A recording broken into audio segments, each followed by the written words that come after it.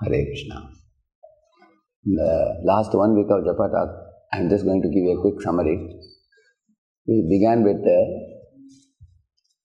the topic of getting rid of self-importance in the beginning.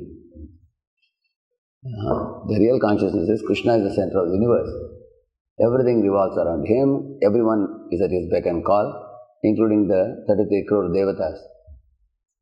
And all Navagrahas salute and work for him. Not in just one universe, but millions of universes. He is the Parameshwar.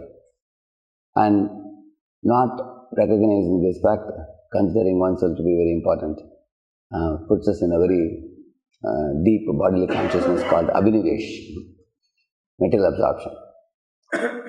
And then we discussed about the 4 qualities, Srinada Prishnichana, Tararipi Sakshana, Amanina, Manadena.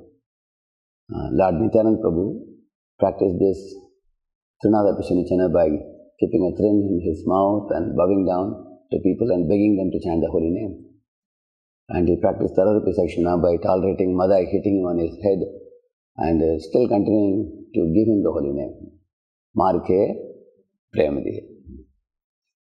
In this way, not anticipating any respect and offering all respects to others. These 4 qualities are very suitable for taking away the self-importance and putting Krishna in the center.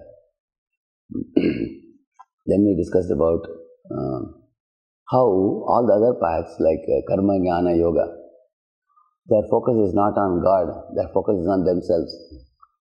If you see, the karmis want to enjoy this world and jnanis want to get rid of the sufferings so that they can be peaceful.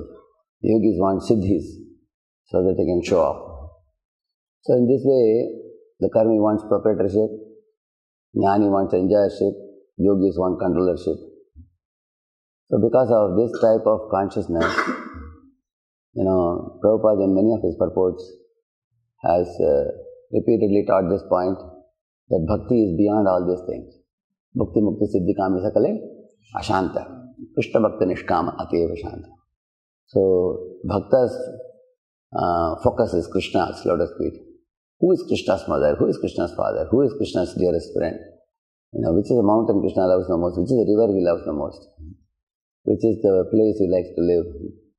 So, because their focus is on Krishna and Krishna's likes and Krishna's tastes, because of which the devotee can absorb his mind in Krishna. Then we discussed about how the karmis try to get rid of the karma bandhana. For example, if I am a citizen of India, I can live peacefully. But if I break the laws of the state, they will handcuff me. If I don't want to be handcuffed, I have to follow the laws of state. Similarly, karmis, yajnadana tapaschaiva pavanani manishinam. They do these things to avoid karma bandhan so they can lead a life of prosperity. And jnanis do tapasa brahmacharena samena tamena tyagena satya Shauchabhyam, Yamena, Nemena, Vadehavad, Buddhism, Dhira, Dharmagya, Shraddhayanvitaha, and all these things they do in order to realize the difference between Sat and Asat, Nitya, Nitya, Vastu, Vivekam, Iha, Amutra, Bhogadi, Viragam. In this way, they come to Nididhyasana stage of recognizing Aham Brahmasmi. And all the time is focused on how to get rid of suffering and how to get rid of this horrible material body and birth and death once and for all and become peaceful. And jnanis do yama, niyama, pranayama, asana, pratyahara, dharana, dhyana, samadhi. Because they not only recognize I am Aham Brahmasmi, they realize that there is Parabrahma also. And we have to focus on the Supreme Lord in the form of Vishnu Murti form. So, in this way, yogis' realization is more superior. But often yogis can be trapped by the attraction for mystic powers. But if somebody crosses all these stages, when one comes to bhakti, bhakti is not just relief from suffering. Bhakti is not just some silent and passive focus on the Supreme Lord. Bhakti is active service. Prabhupada said bhakti means acting on the platform of Brahman. So therefore, you will find Yashoda is acting by making the makan for Krishna and even all the while singing his pastimes and meditating. The gopis are meditating on Krishna going to the forest. In this way, Akrura is, while going to meet Krishna in Vrindavan, on the way he is very much fondly meditating on Krishna. So the nature of bhakti is not one of peace. The nature of bhakti is one of laulyam. There's a great greed in the bhakti.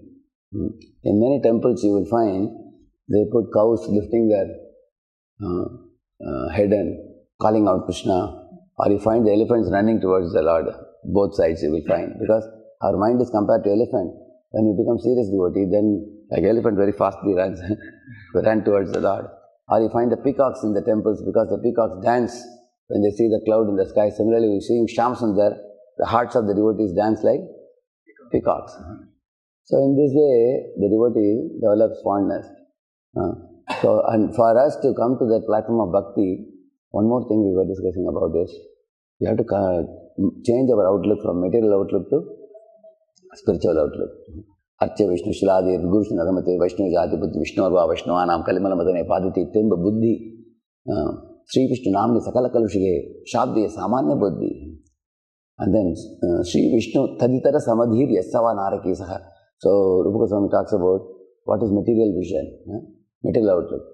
Arche Vishnu Shiladi Gurushan Adhamate. So this material outlook should be abandoned, and one should have a spiritual outlook.